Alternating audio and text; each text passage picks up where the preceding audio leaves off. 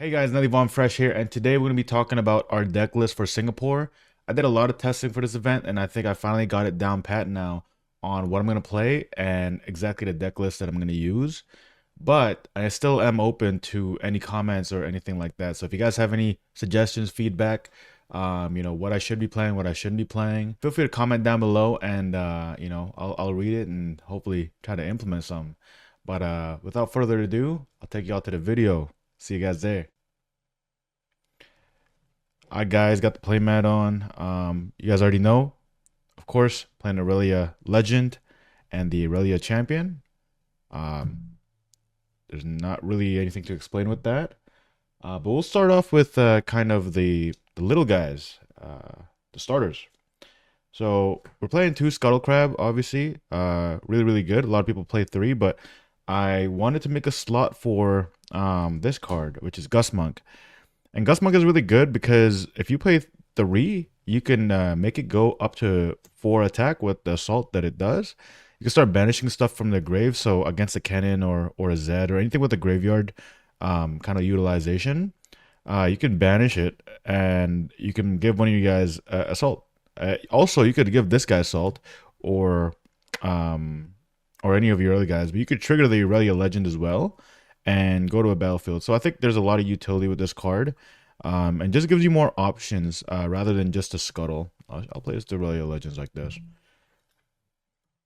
Of course, playing three Tide Turners really, really helpful. When I got Stellacorn or another boss monster on the battlefields, it'll help like kind of save them. And the one kind of thing I've been seeing some people play, and I actually quite like, is the Pike. And the Pike is, I think, really good. It's a good 3-drop. And then when it moves to a battlefield, you can, and obviously if it's stronger, you can generate a gold for yourself. And with something as a rune hungry as Irelia, this is actually a really good thing. So I really like Pike. You can also hide it, and it has backlines. So like they try to kill one of your guys, you just flip this up. And this guy, if you guys have more might, which usually it does because you have a lot of buffs, um, you can usually get that gold, and the gold comes up a lot. In terms of units, still, of course, we can't really forget about Stella. Stella is amazing. Stella is sometimes I literally just only summon Stella. I don't summon the Royal Legend or any of the other kind of boss units. So Stella's amazing. I don't really think that needs much explanation. New card is one Akali Silent. Some people playing two, some people playing three.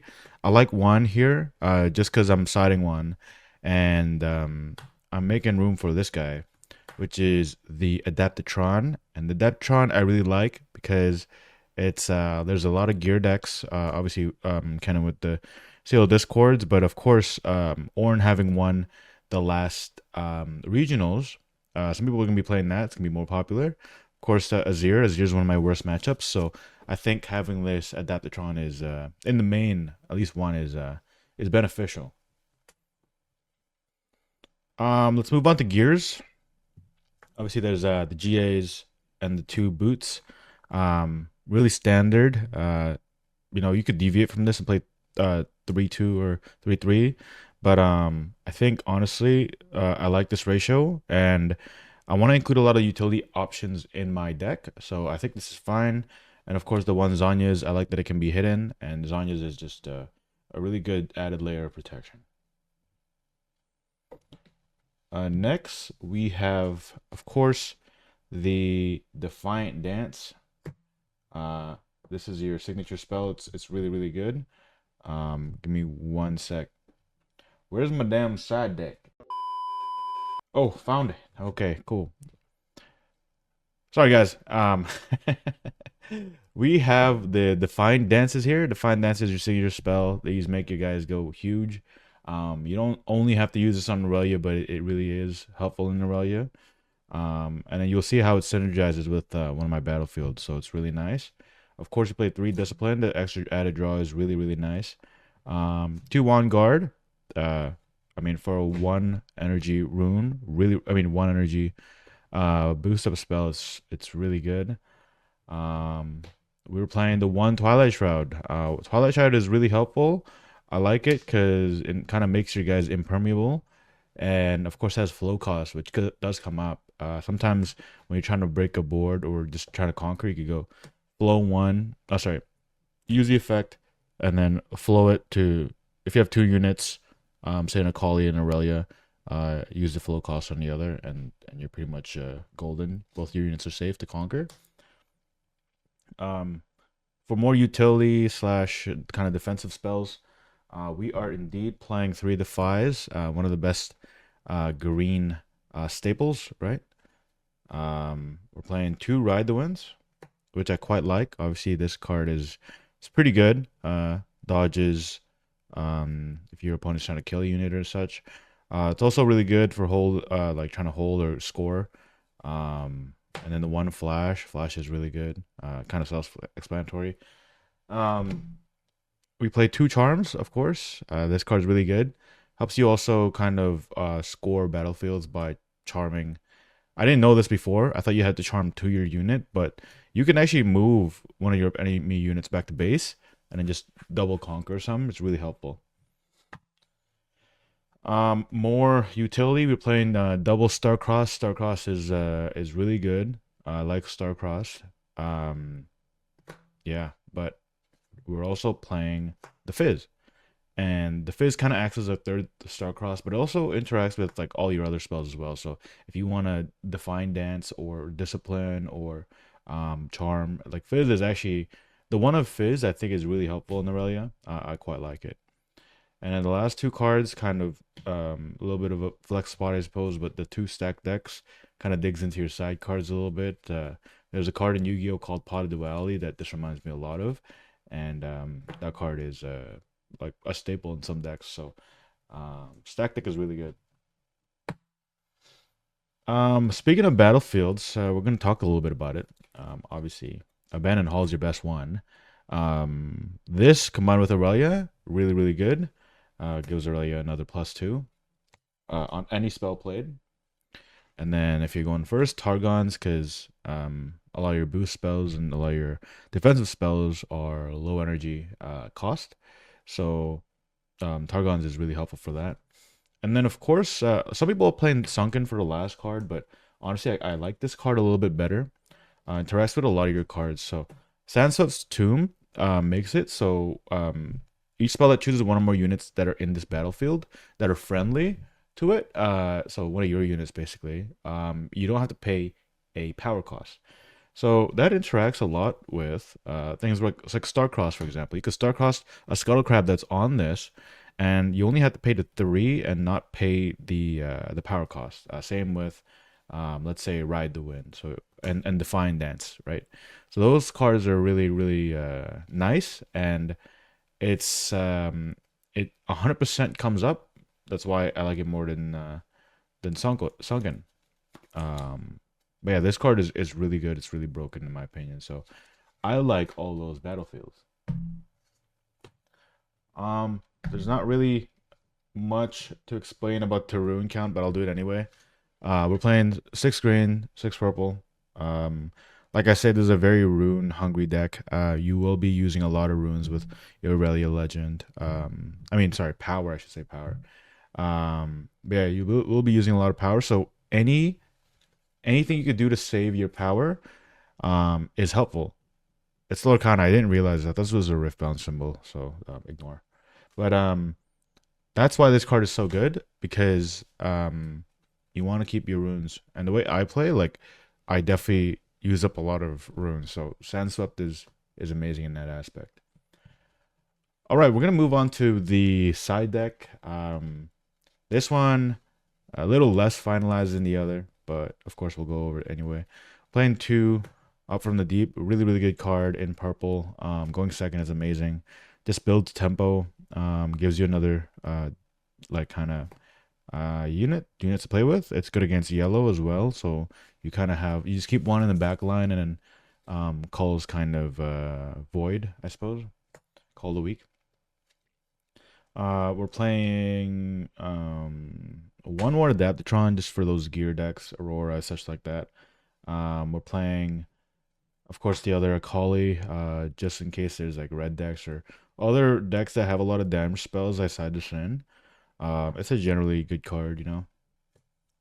Another Twilight Shroud. For those like pesky decks that have a lot of like you don't want to get hidden bladed trying to attack. So I like Twilight Shroud in that aspect. We're playing these two, which is the Hard Bargain for, you know, decks that use Time Warp and other high energy cost spells. And then of course the Crumbling Sands. This is for like a lot of like decks with buffs or decks that use more than one spell a turn. Comes up for sure. Against Yi comes up, against the mirror match comes up. Um yeah.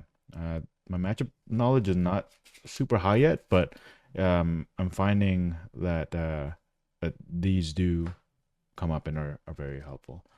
Um, Next we have, in terms of side deck, the Decree of Focus, red, Rek'Sai, and like other red decks apparently are one of your worst matchups. And I don't have enough experience in dealing with them, but I see a lot of lists have this. So there must be some sort of utility to it, and I don't want to get caught with my pants down trying to play against one of those decks for the first time. So I just include it anyway. And honestly, like for one energy card, it gives your unit +4. Like that is kind of crazy. So that like essentially ensures it lives after a damage spell. Um, and yeah, like I remember I was versing somebody. My Scuttle Crab was in Abandoned Hall. He went with Kaisa, and then I used the Decree and an Abandoned Hall +1 on the Scuttle. So 5 versus 4, and then I won that battle. So stuff like that could really boost up your um your combat tricks. Same thing with the switcheroo. One of my That's probably my favorite card in the game because when I first read it, I'm like, no, there's no way it does that. But it does. This card is crazy. Like your Scuttle um can like turn into like can like pretty much win any combat with this. You keep this hidden, or even I've used it even just going into a showdown. I've used this, but this card switches the might of your opponent and your monster, and that 100% comes up. Yeah, the switcheroo is very nice. Uh, yeah, and honestly, for just paying one power to hide it, it's a pretty damn good card. Last card, this card's pretty popular, so not really much explanation needed. But we have a Vex. A Vex is really good against units that can accelerate. It's also good against kind of decks that have Rengar, Kha'Zix, or decks that kind of like just pounce on you for with ambush. It really helps out, especially like when you have this in base, you move in. They can't ambush you in reaction. Like the Vex is will stun them anyway. So yeah, really good card. I really like this. One of my main concerns is I have too much boss monsters now. But I don't know. Another thing I have to kind of work on is when to bring Irelia out. Sometimes I bring her going second, like either not protected enough, like literally one Zonya's and they can rampage and then like charm it or something, or like maybe I have to have 2 layers of protection. Sometimes I don't even go to Aurelia, so it's kind of like I just go off vibes when I play, which maybe needs work. But anyway, that's something I'm working on. Second part is in a week, and I'm gonna be doing a lot of testing till then. But that's my deck profile, and I hope you guys like learn some, or maybe not even learn some, but have any feedback for me. Maybe I can learn some. I don't know, but yeah, that's kind of been the list I've been kind of working on, revising, testing, have different iterations.